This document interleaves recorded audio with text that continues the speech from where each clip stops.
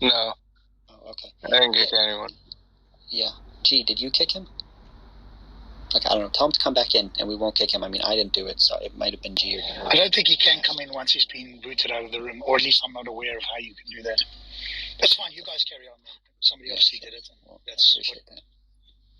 Yeah. Yeah, Albedo. Where did we leave off? Talking about physics and singularity. Thank you. Yeah. So, regarding the black holes, are you saying you think that somehow the fact that there's black holes that points to a contradiction in the known laws of physics, or no? I don't know if it leads to a contradiction. I think what happens is math that they usually would use to discover some of these things doesn't really make sense when they try to apply it. Sure. Well, I mean, you're pointing to like a super interesting and deep, complex topic in physics, which is black holes, and you're basically saying that physicists they have a lot more work to do, and I agree with you on that. But what I would say is, before we talk about what they don't know, we should talk about what they do know, which is pretty amazing of how far we've come with studying black holes, both from a mathematical point of view and also from an empirical point of view. The fact that we had recently the what was it called? With some telescopes where they took a picture, the first picture of a black hole. Yeah. And it was a pretty freaking amazing picture.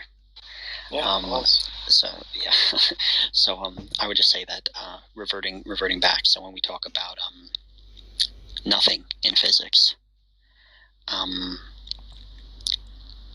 when we talk about temporality and infinity, I don't feel an urge to like invoke philosophical terms like infinity when Lawrence Krauss explains that our universe came from nothing.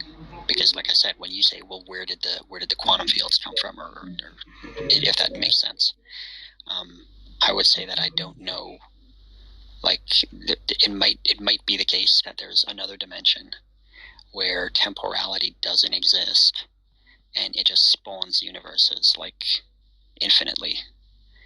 I couldn't comprehend that because it's difficult for me to grasp how something can exist without occupying space and time. So that's my honest word. What I would say is that physicists who study this for a living, they don't seem to have any issue with studying about the origin of our universe and the fact that they then have to say words like infinity or eternity or something like that. They don't feel any urge to do that, generally. I mean, they employ concepts that have infinities in them all the time. They employ concepts that imply infinity. Yeah. Where? Pi.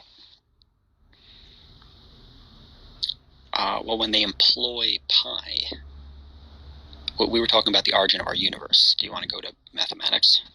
I mean, not really. I was just trying to say that like there are things that they use in physics that like employ concepts of infinity.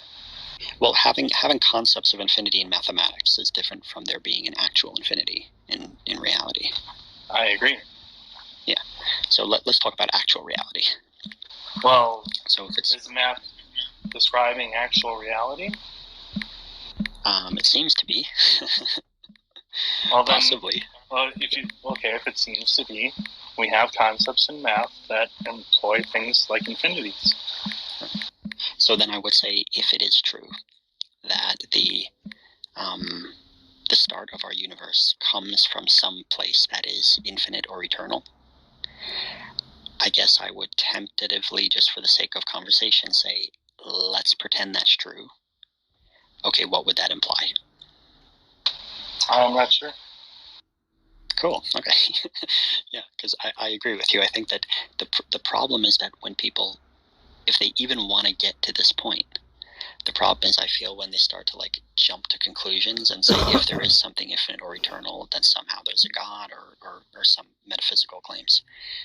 Whereas to me, if it is true that there's some other dimension that's infinite or eternal, I would just be like, cool. That's like really interesting. Yeah, I'm not really like, I guess, like I said before, like I'm not. If we're talking about describing the universe, I guess like religion could be applied in the sense of like that corresponding to the world, like one to one. But I don't view it like that. I agree that that could be the case. I'm pretty skeptical of that actually being the case.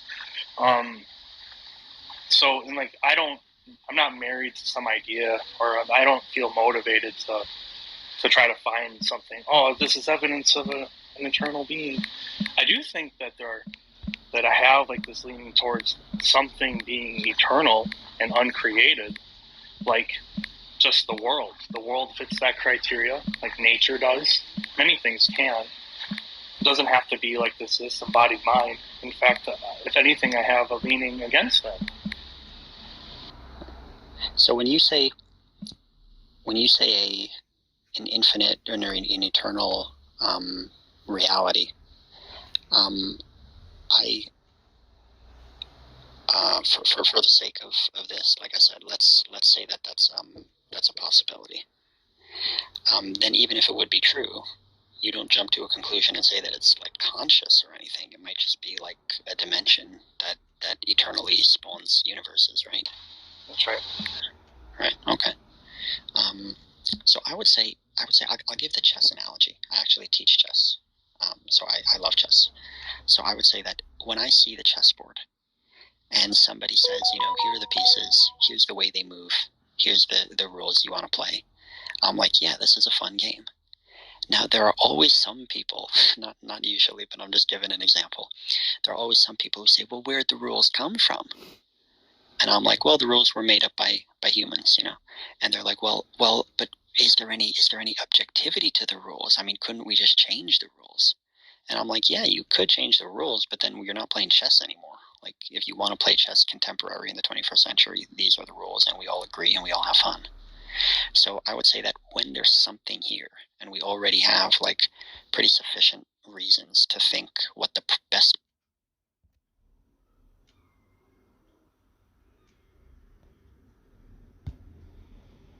everything come from. To me, it may be an interesting question, but I don't need it to play